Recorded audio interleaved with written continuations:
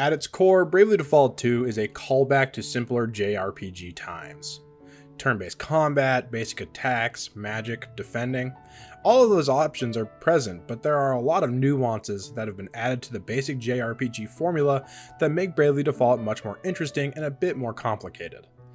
The goal today is to go over these nuances. I want to help you understand how battling works, so you can find success in the early game of Bravely Default 2. Aside from boss battles, an encounter with an enemy begins when your lead party member makes contact with an enemy. The manner in which you make contact with the enemy has a large effect on the beginning of the battle. If you run into an enemy head-on, it will be a neutral start. Neither party will receive any benefit. If you encounter the enemy from behind, your party will have attack priority. If you attack the enemy with the Y button on the overworld map, your party will all start with 1 brave point. So, whenever you are able, you want to slap the enemy with your weapon to enter combat, preferably from behind. This will give you the best start possible to any random encounter. A character can act when their brave points are 0 or higher, but only once a little bar under the brave points counter fills up. When that bar is full, your brave points will increase by 1, and you will be able to perform any number of actions from attacking, using magic, items, etc. Every character's bar, or I'll call it a brave bar from here on, fills up at a different rate depending on their individual stats and buffs.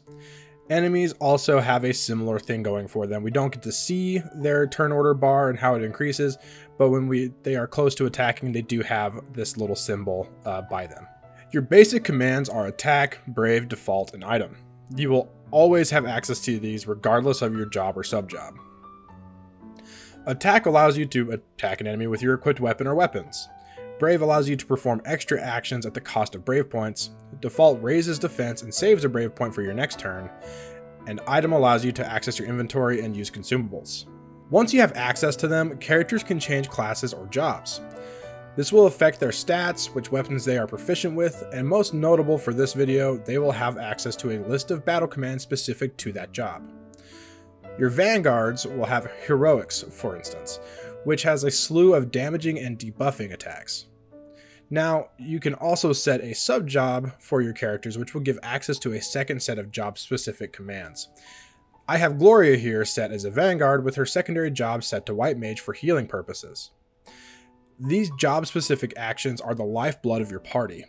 It is what makes each character unique and gives you the tools to truly be successful in battle. Be willing to experiment and test things out. Also, as a side note, you can only earn job points, which allow characters to learn new abilities for your main job.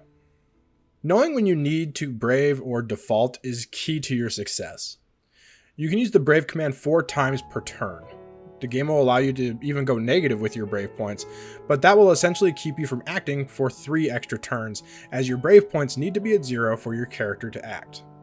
While in the negative, characters will have their brave bar fill up, but it will only increase by 1 point. If you're at -3 brave, that bar needs to fill up completely 3 different times before you can act again.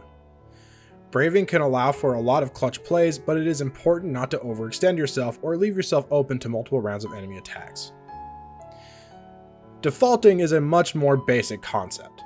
You gain defense, and you don't use any brave points, so the next turn you will have an extra brave point.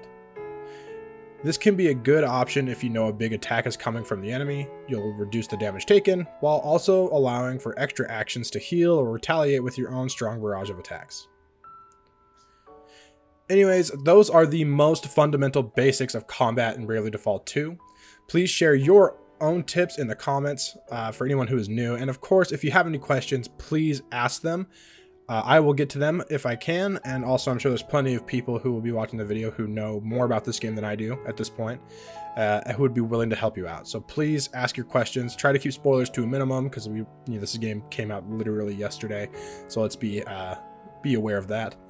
But anyways, please like and subscribe too. I think we crossed 400 subscribers, which is awesome. Thanks, guys. Let's keep that going. It's been good stuff. And we're going to be continuing the Bravely Default 2 content here on the channel, so stay tuned for that. Anyways, thanks, friends. I'll catch you next time.